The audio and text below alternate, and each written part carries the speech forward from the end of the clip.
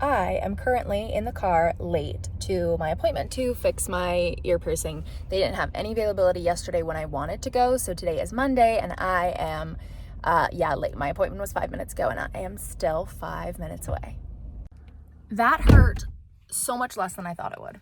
He basically just put a different back on it that had a much larger back and pushed it through the skin, but he said because it only happened a few days ago, the skin was still soft enough that he didn't have to lance it or anything. So a lot of people, so I mentioned this on my Instagram stories yesterday, how my ear was rejecting it and it was pushing its way. The back of the earring was almost completely on the surface of my ear on the front side. A lot of people on Instagram were like, that's happened to me, or my earring has migrated weird. And some people's bodies are just going to be more susceptible to rejecting piercings, I guess. The last time this happened to me, I was pregnant. And when you're pregnant, just weird things happen. So essentially, if that happens to you, the best thing to do is to go into a piercer to do it, because he and I were talking about how I was expecting it to be very painful, and it wasn't. It hurt much less than getting a piercing did.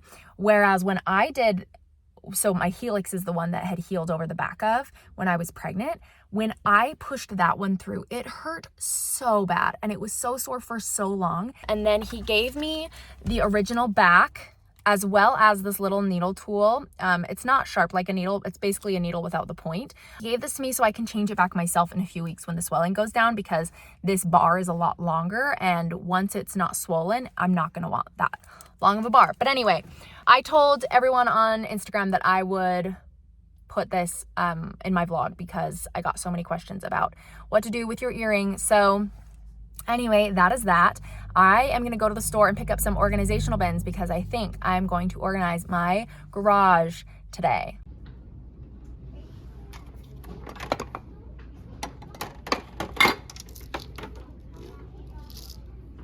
Okay, here is what our garage currently looks like. I mean, the whole garage is kind of a mess, but this shelf specifically gives Seth a lot of grief because everything is so disorganized. So that is my goal for today, is to organize this, even though it's really cold. I'm far enough into this process that I think I can pretty confidently say that I was not the right person to do this job. I've done a pretty good job. I have everything off of the shelves, and I've got all of our paint is organized down here, and I've got a lot of stuff organized there. But this is all of the stuff that I still have to figure out what to do. My biggest issue that I'm seeing here is that I don't know what a lot of this stuff is. And I feel like I understand relatively well what a lot of stuff is. I do a lot of home projects, and I have seen Seth use a lot of these things, but some of this stuff, when we moved into this house, if you've been watching my vlogs and videos from earlier this year, when we moved into the house, they left a lot of stuff in the house. They left a lot of equipment, a lot of specifically tools and handy stuff. So a lot of what we have in this garage is not ours. In fact, 80% of what is in this garage was here when we moved in. And so one of our big goals over the time that we're here is that we'd like to go through and figure out what we want to keep and what we need to get rid of, but I'm not the right person to make all of those calls. So unless I'm 100% sure that we will never use it, I just have to find a better place to put it until Seth can decide if he wants to keep it. All right, it has been 3.5 hours. We will start over here with my large pile of trash that has to go out. Here is our shelf. Dun, da, da, da. Look at how nice. It's so organized, right? But then also everything else. I pulled everything else out of the way. All of this is so much cleaner. I am sitting outside Skin Spirit. I am about to go get my botox re-upped. It has been 7 months, I believe, and it is very needed.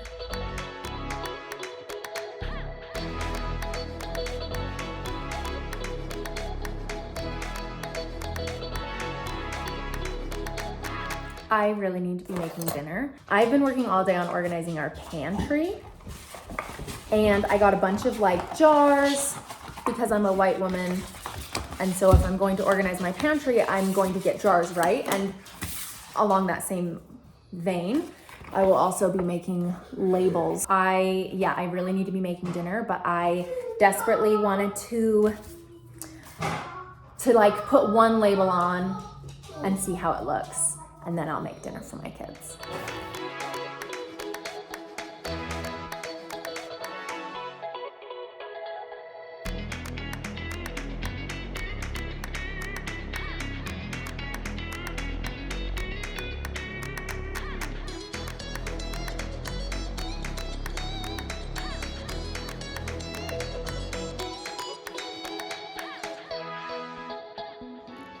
Here it is finished.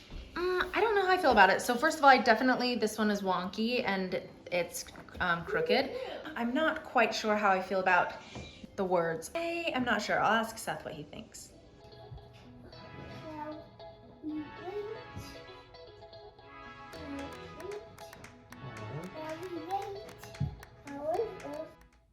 Hi, so it's Wednesday. Right now, what I am working on is I am hoping to do as many labels on these jars as I can. The boys went to the planetarium with their babysitter, so I figured I will do this until they get home and then continue doing it later. And that's what I'm trying to do today. There are two things I would like to say. First of all, I am finally in a groove. I am getting them done much quicker now and they look pretty good, but I have to go get my kids ready to go to Bastion's dance class, which is a bummer because I feel like as soon as I stop, it's gonna take me so long to get back into like how quickly I'm doing it right now, is the second thing I wanna say, and that is if you ever choose to make labels for jars or other things like this with a Cricut like I did, please choose a font that is less thin. It looks exactly how I wanted it to now that I've like had a little bit more time to look at it and see like, yes, this is a font that I like. I was just really, really worried and nervous that I would hate it. But because it's so thin, I have had so many issues getting all of the letters up, and most of them have like at least one letter that's a little bit crooked or a little bit misshapen because of how small it is. They're so hard to transfer. So far, I love them. I have found myself with a kind of weird predicament. We have been celebrating Hanukkah with our friend Brayton. So Brayton is Seth's best friend. He is Bastion's godparent and he is Jewish. And so he has always celebrated Christmas with us because that's what we celebrate. But this year we also wanted to celebrate Hanukkah with him. And we've involved the kids in the process of lighting the menorah and like trying to talk to them about it so they can, understand what we're doing. And last night, after we had lit the menorah and exchanged gifts and we were getting the kids into bed, Bastion goes, "Mom, when will I get to have a happy Hanukkah?" And I go, "What are you talking about? We just did have a happy Hanukkah and we're going to continue for the next 4 nights." And he goes, "No, Mom, I want to get a happy Hanukkah present because every night we have them go help us pick out which present to give Brayton that night. And they come out and they say, 'Happy Hanukkah.' They give him his present." And so I was like, shit, I didn't even consider the fact that they would be watching us exchange gifts and that they wouldn't be getting anything and that they would maybe feel left out.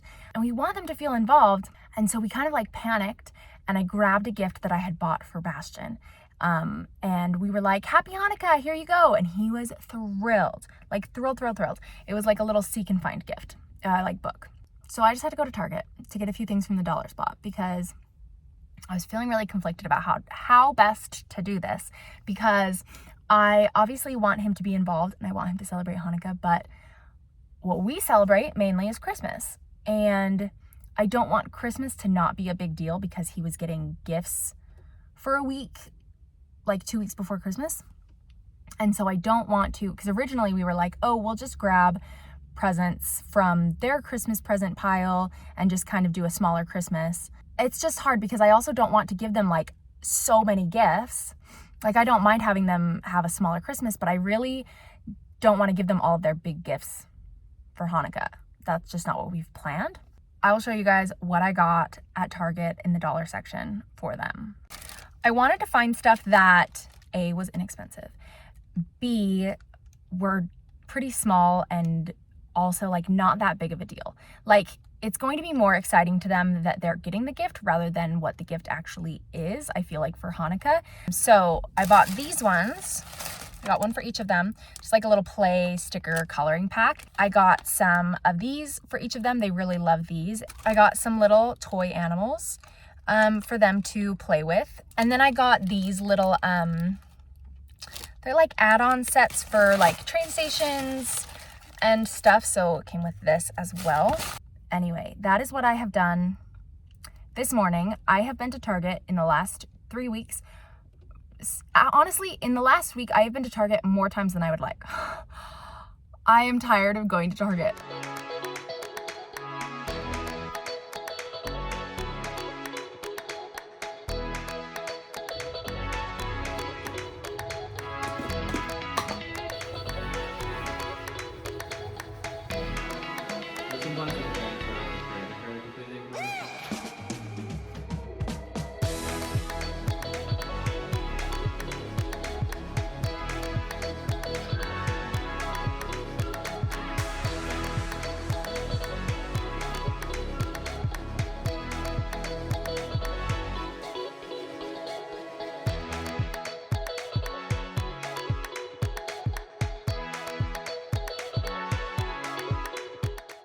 We are home from our little trip. We went to go visit Sis' family for the weekend. It wasn't really a vacation because I feel like vacations with kids are never really relaxing, but it was a lot of fun. The kids really enjoyed themselves, which was kind of the main goal, was for them to get to see their grandparents. We did all get kind of a weird case of allergies while we were there that we're all kind of like still sniffly from. I don't know if it was just that we were all allergic to one of grandma's cats, or I think there was something specifically at the Airbnb that we all of us except for Seth, who used to live down there, reacted to. Like me, we brought Brayton with us, Bastion, Rosen. Rosen had it the worst of all. He was like, so like his eyes were watery and his nose was runny and like he was coughing. So we're all like feeling a little bit better. Now that we are home, we are going to clean. Anyway, make sure that you subscribe so you do not miss next week's vlog. Thanks for being here.